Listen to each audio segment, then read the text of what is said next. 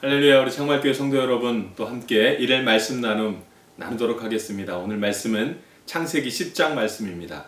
하나님과 맺은 언약 두 번째 시간 갖도록 하겠습니다. 창세기 10장은 노아의 세 아들이 각기 종족의 조상이 되어 그 계보가 어떠한지가 자세히 나와 있습니다.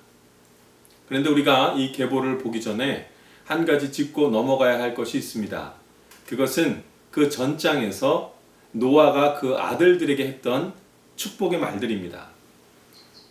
왜냐하면 하나님께서는 바로 노아의 말대로 그 자녀들과 그 후손들의 삶을 결정하셨기 때문입니다. 그 증거가 바로 10장에 있습니다.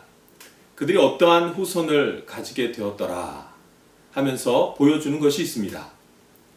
가나안의 조상 함입니다. 가나안은 저주를 받아 그의 형제의 종들의 종이 되기를 원하노라. 25절 말씀입니다. 이스라엘의 조상 셈입니다. 셈의 하나님 여호와를 찬송하리로다.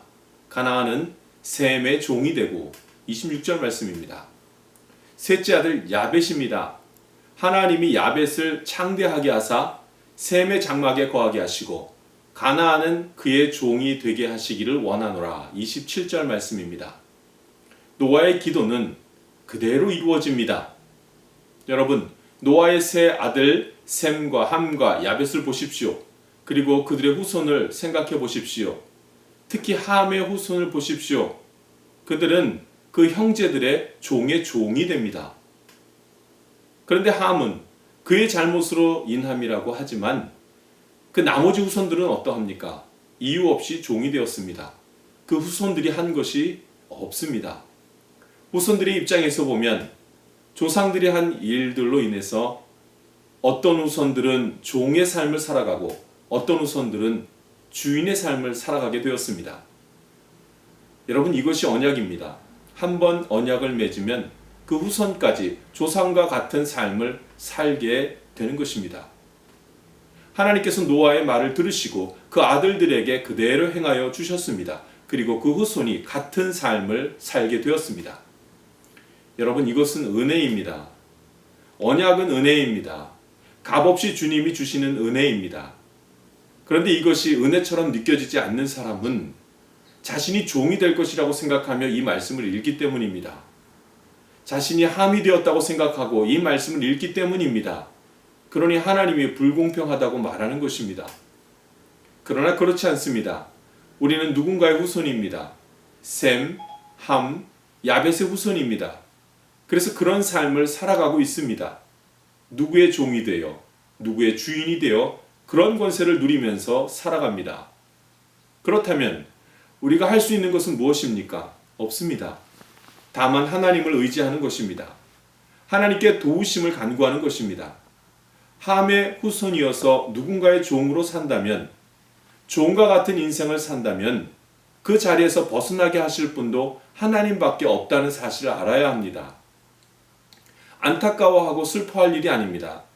하나님이 종의 후손이 되게 했다면 하나님이 다시 주인의 후손도 되게 하실 수 있는 것입니다. 언약의 의미는 이러한 것입니다. 하나님을 의지하는 것입니다. 세우시는 분도 하나님이시며 무너뜨리시는 분도 하나님이십니다. 우리는 누군가의 계보에 따라 살아갑니다. 하나님의 섭리에 따라 살아갑니다. 그것은 하나님의 뜻입니다. 그러나 이 일이 우리에게 지독하게 감사한 것은 그런 능력의 하나님이 우리를 사랑하신다는 사실입니다. 그래서 하나님을 의지하면 됩니다. 하나님만 믿으면 됩니다. 그러면 다시 언약을 세우사 권세 있는 주의 자녀로 죄의 종로로 타는 것이 아니라 하나님의 자녀로 사는 은혜를 허락해 주실 것입니다. 여러분, 분주하고 바쁜 연휴 기간 중에 있습니다. 그래도 잊지 말아야 할 것이 있습니다. 내가 하나님의 자녀라는 사실입니다. 하나님이 나의 아버지라는 사실입니다. 이 일로 인하여 감사하고 온 마음 다해 주를 섬길 수 있기를 원합니다. 기도하겠습니다. 살아계신 하나님 아버지, 나를 택하여 주시고 이 강팍한 삶 속에서 주의 자녀로 살아가게 하시니 감사를 드립니다. 악하고 더러운 자리를 찾아 세상의 진리를 믿고 살지 않게 하시며 오직 하나님을 의지하며 주님만을 섬기는 삶을 살아가게 하여 주시옵소서. 예수 그리스도의 이름으로 기도합니다. 아멘.